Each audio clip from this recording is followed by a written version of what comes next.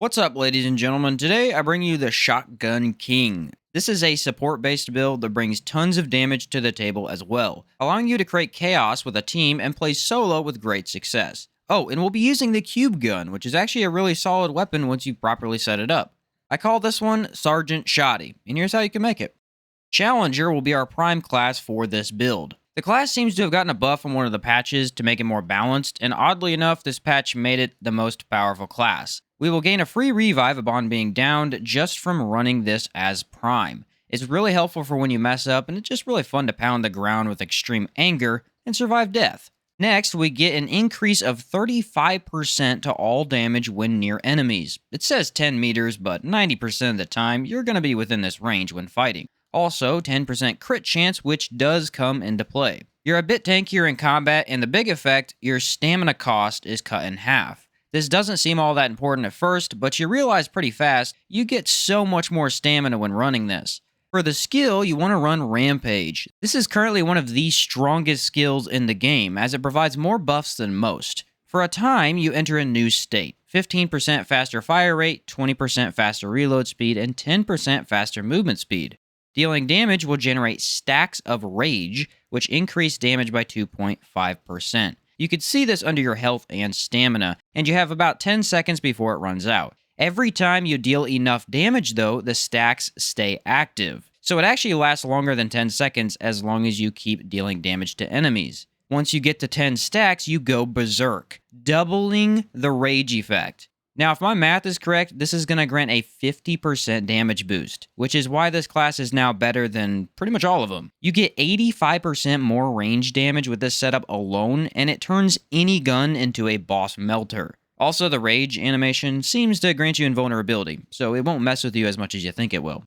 As for your subclass, you want Hunter. 40% more range damage, plus 15% range damage, and 5% crit chance. Our idea here is to hit high weak spot crit consistently, and with Hunter, you're able to. Another important passive is 15% reload speed and movement speed after a kill. The shotgun has a slow reload, so anything to give us a boost in that department is necessary. As for the skill, you need to run Hunter's Mark. It marks all targets in range for your whole team, and as we want to play into support a bit, this greatly improves the combat knowledge for the team. Marks also grant 15% more crit chance for everyone, a very nice bonus indeed. Currently, these two classes together provide extremely high range damage, which will help us clear Apocalypse faster and down bosses more easily. The free revive from Challenger is a must for me, as it fits the theme of the build, and it's saved me more times than I can count.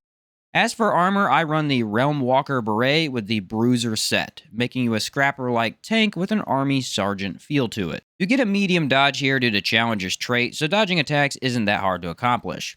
For this build, you want to run Shielded Heart Relic. This one does not give you any healing, but will instead grant you a full shield that lasts 20 seconds. The shield's more powerful than you might think, and even in Apocalypse, it allows you to take one full hit from sometimes even bosses. We're going to deal with the healing when we talk about rings, however, this is an important item you need to run. As for relic fragments, I like ranged crit chance, ranged crit damage, and shield effectiveness, granting more crit than normal and upping its damage. Also, the extra shield amount is kinda awesome. I really love it with this build. Your main gun will be the AS-10 Bulldog, an extremely reliable shotgun that has a medium range and a larger magazine than other shotgun options. Your main problem when running this is lack of range, hence why I made it more of a support build. You're going to be fine for most of the game, but against certain enemies like the last boss, it's worth switching off for a more rifle-like weapon, like maybe the Black Maw. But when it comes to add clear and massive stagger, this thing's a beast, stopping enemies from getting to you and your friends while dealing great damage. For the mod, I run Healing Shot. This has 2 charges and shoots out a healing orb. You and your allies can pick up the orb for a good chunk of health back. With low mod requirement, you can use it regularly and still heal, even though our relic doesn't actually heal us. Good all-around support mod. Now, one big thing about the Bulldog is that the Bandit Mutator is a must. It basically grants you 5 to 6 more bullets to each magazine, as it has a chance to refund ammo. This is big, as it keeps the gun firing longer and also increases fire rate quite a bit. The Shotty's already going to have high damage, so the Bandit doesn't actually nerf our damage and instead only adds a quality of life improvement. For the melee, I would recommend the Iron Greatsword, as it's the best option here and has a great look with the build. But if you're anything like me and hate how the bigger swords cover up your character, then switch over to the Bone Chopper. Melee damage doesn't really matter, as you can see mine's not even upgraded at all, but it is needed to get shield more often. With the Mutator Shield Breaker, we gain a max of 40% shield when attacking with melee. This keeps us from having to use a relic constantly to get our shield, and will synergize well with our amulet. Just don't use a charge melee as it consumes the shield, and we want to active as much as possible. I'm very excited to inform you that I found a good use for the Cube Gun. Easily one of the worst guns in the game, as it does not pair well with a lot of builds. However, it offers a lot of utility to this one in particular. This gun has infinite ammo. All 5 rounds in the magazine bounce off of surfaces and enemies and come back to you. These bullets will instantly go back into the gun's magazine, letting you fire forever. The Cube Gun does also overheat, so you need to watch that. Do be sure not to overheat it, as it ruins the flow of combat quite a bit, making you stand there like an idiot.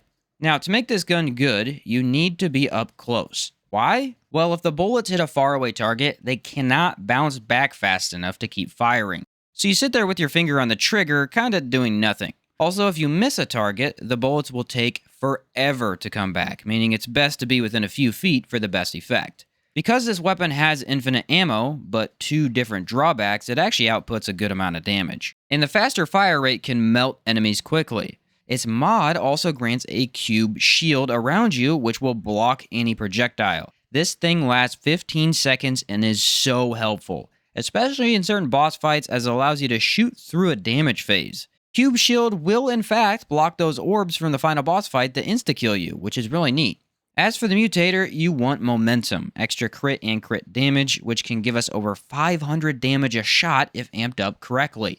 The Mutator actually makes this a solid damage dealer, and if you manage to get into a nice spot in battle, it'll put in some work.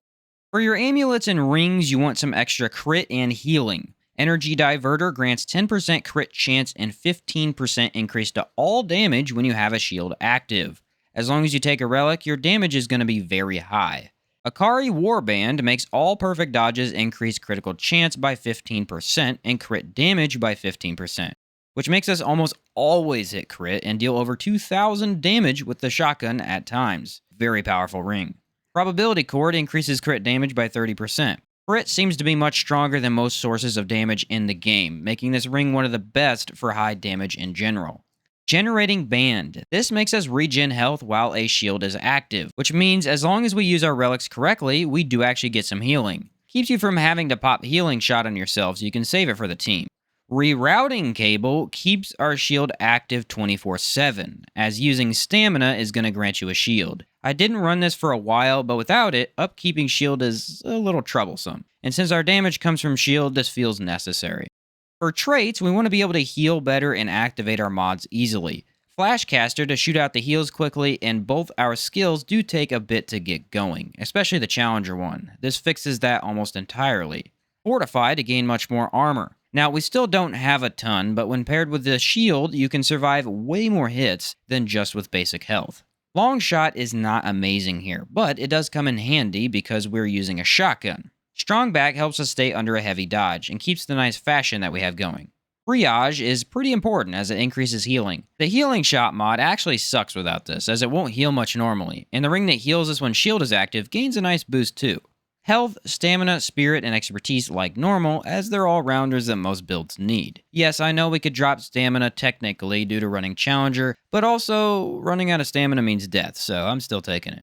The idea behind this build is pretty simple. For bosses, you want to walk in and use a Relic. Activate Hunter's Mark to improve everyone's damage. Then use Rampage. Stay calm and don't just try to activate the Rage as fast as possible. Instead, shoot the shotgun, making sure to keep the stacks active. Once the Berserk happens, you dump as much damage into the boss as possible.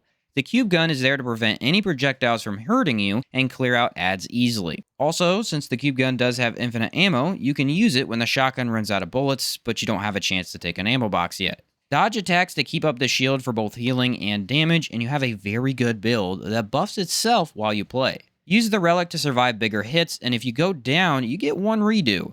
You can help the team out by throwing some health their way or littering the arena with the orbs. Only issue is shotgun range, so use something like Black Maw for more ranged fights. This Sergeant Shotty Buil dominates the game. I was very surprised by how often we could hit crit, and the damage numbers were incredible. Survivability is also very high, as the shield works well in that regard. Yeah, I really wanted to make the cube gun work in a build, and this is the best way to do it. Hopefully you enjoyed this build and do try it out. It will surprise you, as I think it felt really solid all around. Do leave a like down below if you found this helpful or entertaining, as it helps me out a lot. Go use your unbridled rage to break down bosses, and I'll catch you next time.